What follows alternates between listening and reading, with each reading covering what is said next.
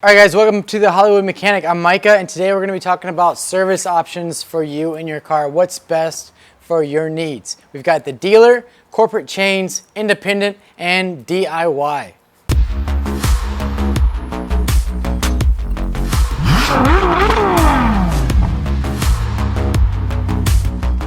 All right, service for your car. How to choose what's the best options for you.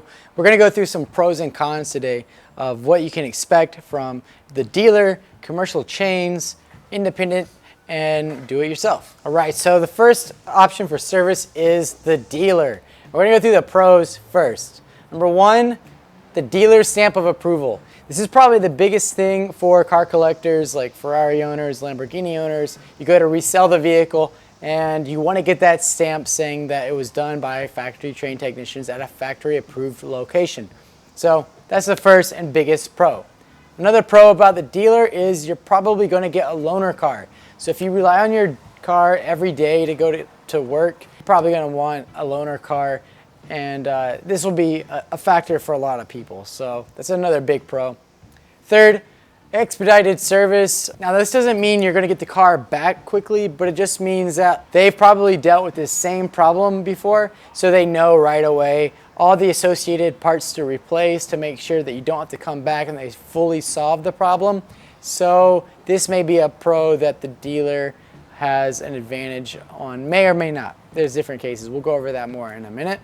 The last pro is factory trained master techs. Now this is only really going to apply to a few cases. If you have an extremely complex problem, you can get a master tech to work on your vehicle. This is not the normal operation. When you bring your car in, typically the master tech is already working on other complex issues. So the guys touching your car are not the master tech, but if you are having a hard time diagnosing a tricky electrical problem or software issue, it may be better to have the factory backing behind it. All right, so the cons of the dealership, and that's going to be the biggest one right up front is your cost. Your hourly rate is much higher than any independent. I know in Los Angeles it can be as much as like $130 an hour more than a good reputable independent shop. Also, the parts, they're charging you list on these parts, which you can find wholesale other places. You can even get cheaper for the manufacturer part from other sources. So the cost is going to be right up there, as well as the fact that they're going to change not only the part that's damaged, but all the other parts that are damaged on your car. A lot of times they won't even accept any repair if you don't agree to do these things. And there's reasons for that, primarily that they don't want to see you coming back through the door for the same problem. So it's better to err on the side of caution and replace everything associated, which is a good thing and a bad thing. We'll go over that more in a minute.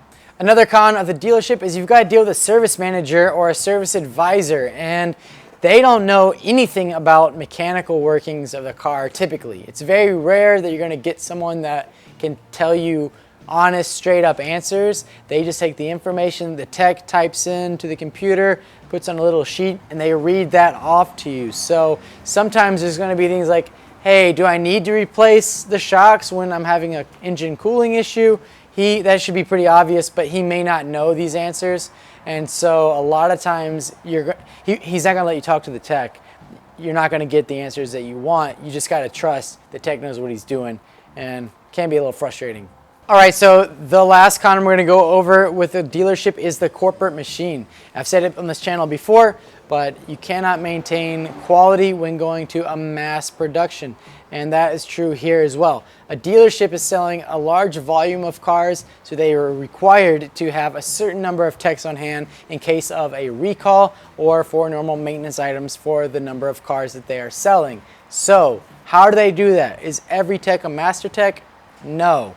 These techs are operating oftentimes with very little experience, being hired just to do oil changes, and for that reason they're not the most experienced techs. And also the ones that are working across the board are working on a commission basis.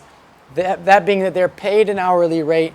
If a job pays 10 hours to do and they can do it in 5 hours, they still get paid 10 hours. And this is a bad corporate practice that just encourages people to rush through not do jobs and say they did jobs. All right, so to give you an example of this, I had a car come in. It was a Cooper Works Edition Mini Cooper, which is a little bit of a special edition in the performance area. And it had in the glove box an invoice for service at Mini of Universal City for it had 100,000 miles and there were 12 invoices for service and repair. So it had definitely been in more than the regular 10,000 mile oil change that Mini recommends. And I pulled the air filter and this is what it looked like. Now the reason for this is every tech saw a Mini Cooper coming in for service. They signed on to the job, they pulled it into their bay, they started working, they pulled the air filter and realized this is not the normal air filter. They didn't have it in stock. It had to come from the UK or Germany and it would take too long. So they just marked it's been done and there were bills in there for it being done. And it had definitely not been done. All right, so next up we have the corporate chain. This is gonna be like Valvoline, Jiffy Lube, Pep Boys. So we're gonna go through the pros and cons of this. Pros, one is speed. You're gonna have in and out service, probably while you wait. That's a pro. Second pro is cost. These are probably gonna be the cheapest guys you can have working on your car. That's it for pros. Cons, we've got a few. One, there's really no expertise or no knowledge, and so you're not going to probably get a proper diagnosis. This is where you're going to see more parts changing. You're also going to have more likely errors, missing bolts, panels not put back on properly. It's just not really the best environment for like experience. The second con for chains are generic parts, especially if you're going with like a Pep Boys. They're gonna probably use off-brand parts that are more likely to fail, and they don't really warranty the labor on these parts if a part fails, even though the part may have a warranty on it. Next up we have the independent shop, like an independent Subi or independent Lamborghini. This has a mix of all the above. You're getting lower prices and still having expertise. So let's go through the pros and cons. First pro is cheaper than the dealer. You've got average labor rates in Los Angeles of like $125 to $175 per hour, which again is $100 to $150 cheaper than the dealer depending on the brand that you're working with. Another pro of independent is that you're more likely to talk to the tech who can give you kind of a time frame on what's going on and what needs to be done right away, if you can save up and wait for certain things. Again, take this advice with your own grain of salt, because if you do wait for repairs, the tech can't genuinely guarantee that something's not going to catastrophically fail before you get it fixed. So this can be a pro, but it could also be a con. The last pro we're going to go over with an Indy is the fact that he is able to speak about aftermarket options with you that the dealer can't. In some cases, there are aftermarket solutions to factory problems that completely solve an issue that the manufacturer had. I have some parts that I've made custom for cars that make a car perform better and more reliably, and it's still the same price. So this is something a dealer typically is not going to share with you, and you can get it at a good independent shop. The cons with an independent shop are you've got a wide range of abilities in the independent market. There's a lot of independent shops, so you really need to do your research. And there are some things that we're going to go over in a minute as far as like how to pick your shop. It's going to help you to avoid getting your car stuck at some shop forever or going back over and over for the same repair. All right, the last option for you is to do it yourself. And this has a lot of pros and cons as well. Let's go over them. Pro, you're doing it yourself. So obviously you're not paying for labor, and you can choose the parts wherever you want. You can really get in there and make sure that everything is clean. There's no other things that the dealer or a tech might not tell you about that you should address soon. You can make sure you're not getting ripped off and being charged for things that aren't actually done. That's a great pro. The con, you're doing it yourself.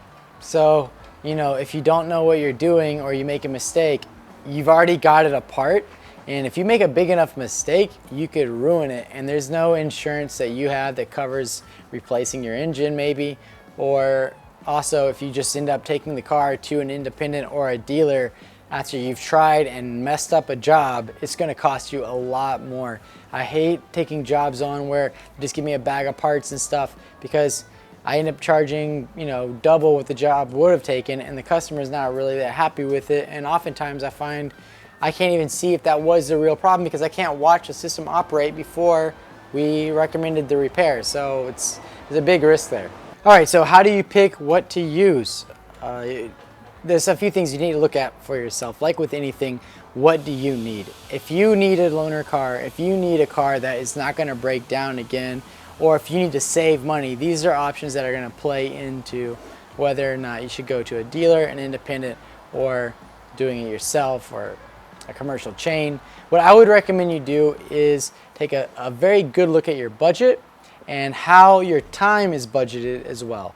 If you're worried about breaking down the side of the road, then these commercial chains are not a good option. If you're worried about the time it takes you to do the job yourself, again, maybe not the best to get into a job that may have bigger consequences down the road. So as far as service goes, to me, I always choose either the dealer or an independent for my clients. And again, if you choose the right Indy, you're going to get all the benefits of a dealership without that high price. All right, so now you've chosen to go with an independent shop. How do you choose the right Indy guy? So this can be a little tricky.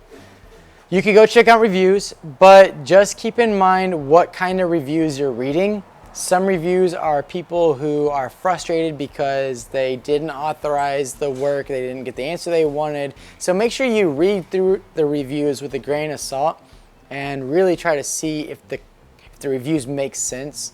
If it's a great positive review with no backup data, is it a real review? So be careful with the reviews. You should not ever make a decision solely on reviews of a shop. All right, the next step you can do to make a decision on an Indy shop without going to the shop is call them. Call them and ask them about their procedures, their insurance. They'll usually forward you a copy of their liability insurance and the coverage for that.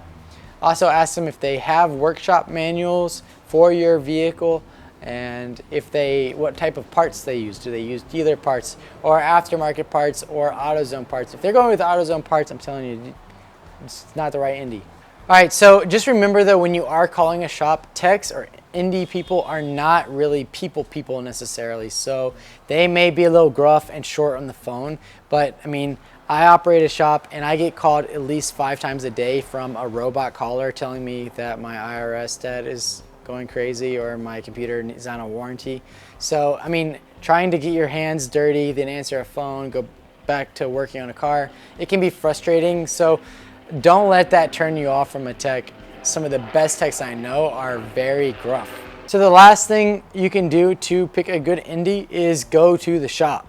If you go to the shop, look around, see how much dust is collected on the cars that are outside, see how clean their workshop space is. And when I say clean, I mean organized. You may see oils or dirty doors or tools. It's very difficult to keep a perfectly spotless shop. And a lot of Toyota, Honda shops are gonna have, they've got old, dirty, grimy cars coming in there, so you may see a lot of dirt and grime. But if you see like tools laying all over the ground, parts strewn all over the place, again, it's not 100% tell that the shop is a bad shop. You got the owner of Rawwell, like he kind of looks a mess, but he's a master. So again, use your judgment, take all of these factors into consideration, and it always helps if they have their name on the front of the building or if they are themselves the owners in the shop when the work's done. All right guys, hopefully this has helped you out. Remember, do your homework, decide what you want, and then pick the right shop. Hopefully, like I say, you're gonna get a good experience with this information. We'll see you next time.